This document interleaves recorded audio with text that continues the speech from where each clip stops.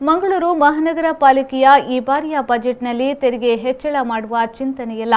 ಸೋರಿಕೆಯಾಗುತ್ತಿರುವ ತೆರಿಗೆ ಶುಲ್ಕ ಮತ್ತಿತರ ಬರಬೇಕಾದ ಆದಾಯದ ಮೂಲವನ್ನು ಸರಿಪಡಿಸಲು ಆದ್ಯತೆಯನ್ನ ನೀಡಿದ್ದು, ಇದರಿಂದ ಹೆಚ್ಚಿನ ಆದಾಯ ಕ್ರೋಢೀಕರಣಕ್ಕೆ ಮುಂದಾಗಿದ್ದೇವೆ ಎಂದು ಮಂಗಳೂರು ಮಹಾನಗರ ಪಾಲಿಕೆಯ ಮೇಯರ್ ಪ್ರೇಮಾನಂದ ಶೆಟ್ಟಿ ಹೇಳಿದರು. ಅವರು ಸುರತ್ಕಲ್ ವಿಭಾಗೀಯ ಕಚೇರಿಯಲ್ಲಿ ಬಜೆಟ್ ಮಂಡನೆಯ ಪೂರ್ವಭಾವಿ ಸಾರ್ವಜನಿಕರ ಅಭಿಪ್ರಾಯ ಸಂಗ್ರಹ ಸಭೆಯಲ್ಲಿ ಮಾತನಾಡಿದರು.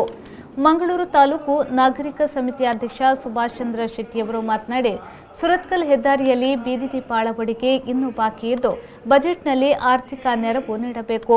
ಸುರತ್ಕಲ್ ಹೆದ್ದಾರಿಗೆ ಪರ್ಯಾಯವಾಗಿ ಉಡುಪಿ, ಖಾನಾ, ಬಾಳ, ಬಜಪೆ, ಪೊಳಲಿ ದ್ವಾರವಾಗಿ ಬೆಂಗಳೂರು ಹೆದ್ದಾರಿ ಸಂಪರ್ಕಕ್ಕೆ ಬೈಪಾಸ್ ರಸ್ತೆ ನಿರ್ಮಾಣಕ್ಕೆ ಪಾಲಿಕೆ ಯೋಜನೆಯನ್ನ ರೂಪಿಸಿ ಕೇಂದ್ರಕ್ಕೆ ಕಳುಹಿಸಿಕೊಡಬೇಕು.